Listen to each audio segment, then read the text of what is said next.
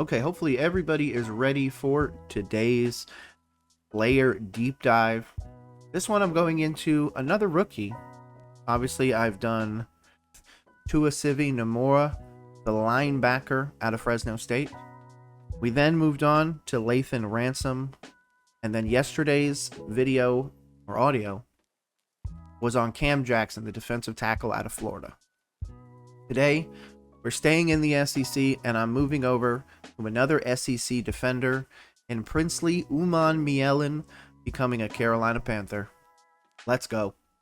Hey, I thought it was all over. Nope. They roll coverage. Okay, what is up, guys?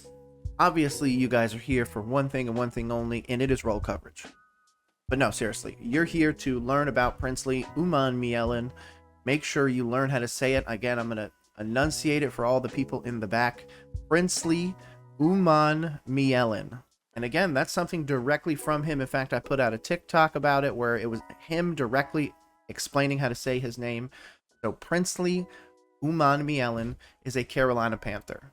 Round 3, pick 13. I'm happy about this. Obviously, it comes off of the heels, drafting Nick Scorton as well. I do think that both of them together can really affect change. And to be honest, Princely comes into the NFL with a really high grade in a lot of places.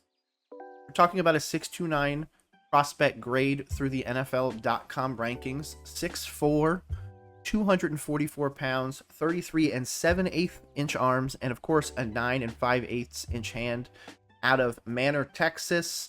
This is a Mississippi guy. Crazy production. His production obviously makes his score jump. 80 overall production score according to Next Gen Stats. Ranks 7th among all of the edges. It's the athleticism where he slid a little bit. 4'7", 240, 1.62 yard or 10-yard split. My apology. A 38-inch vertical, 10'6" broad jump, 7.33 3-cone drill. And of course, a 4.46 in the 20-yard shuttle. Now, obviously, if he could have gotten those numbers up, his athleticism score, for example, on here estimates him at about a 69. Nice number. But he's 27th over the edges. Whereas he is 7th in production. So even though he hasn't fully developed into his adult body, dude is still able to go out there and produce. Now, obviously, if we want to go look at stats, it's actually kind of funny. I go off of Cam Jackson, who was a Florida guy, and Princely Umanmielen, who was a Florida guy that became an Ole Miss guy. So I think it's awesome that we're getting that. And of course, these guys do have some chemistry together. You got to remember that. 1 year, 2023 season. I'm pretty sure. Yeah, Cam Jackson was there. So there you go. There's a little bit of chemistry there. When it comes to his college career, we're talking about 57 games played. Finished with 67 solo tackles, 69 assisted, 136 combined, 40 tackles for loss, and 25.5 sacks. The last year at Florida, he did 7 sacks. And then his final year in college, the one that we just drafted him off of, he did 10.5 sacks for Ole Miss. That's somebody that I can absolutely get behind, on top of, by the way, a forced fumble recovery, and a fumble recovery touchdown. So there is something there. And you want to know something else crazy? The crazy thing is, Princely Umanmielen told us that he didn't learn how to bend until he got to college. Meaning that as an edge rusher or whatever he was doing in high school, he was not bending off the end. And to be honest, he really only started bending the last 2 years. So we're talking about a guy that was just learning to be a pass rusher in 2020, 2021, and 2022, where he still had 2 sacks, 1.5, and 4.5. Then he finally learns how to bend the edge, 7 sacks, 10.5.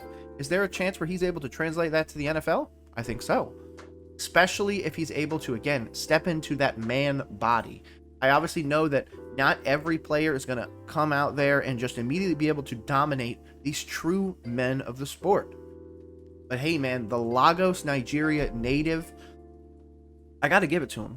So far, he has shown me everything that I've wanted to see.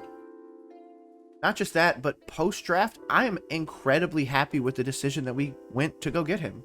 I love him. I love his family. I love the interactions that he's doing not only with the community, but just in general. I haven't seen a single piece of footage that has come out yet that makes me dislike Princely Umanmielen.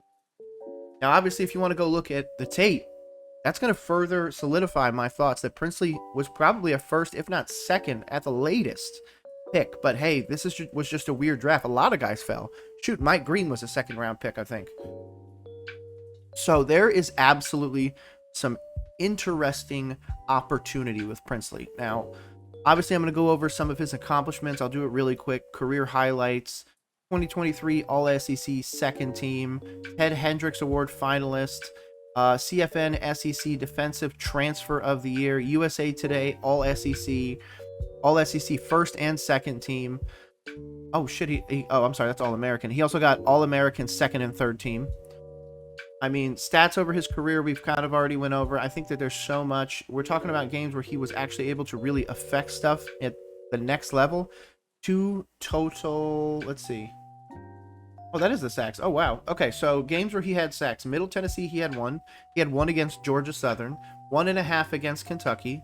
It looks like he laid up a goose egg at LSU, but hey, it's LSU.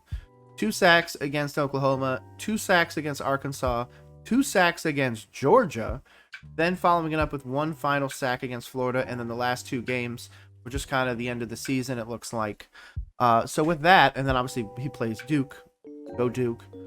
But we're also talking about during this time, QB hurries are going up. Like, Princely is developing.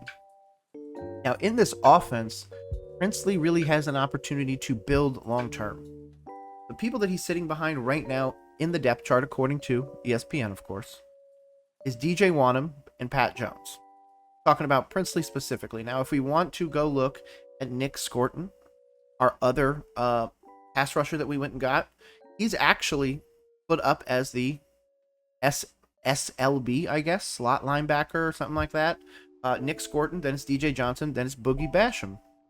I really feel like there's a chance where Scorton could, of course, go out there. Princely needs to be the number 2, though.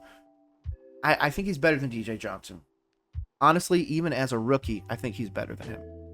And given where this team is going to be, where we're really going to want to pin our ears back and go get the quarterback, I feel like Princely is going to be able to fill that void very well. And if it is in a capacity of a second ear, quote unquote, or just second string, maybe that's a better word, second string, then I think that the insane ability, the drive, the motivation, and to be honest, just the overall power and ability of, again, him coming into his adult body is going to be electric as your edge 2, edge 3, whatever you want to call it. Because obviously they're going to have 2 edges out there at a time, so technically be edge 3, but second string.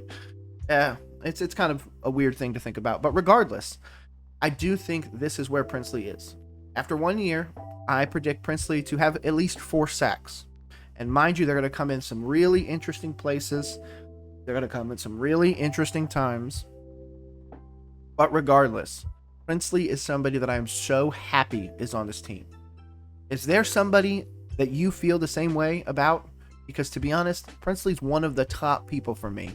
I obviously started this off with Nomura, who I really like, especially as an undrafted free agent.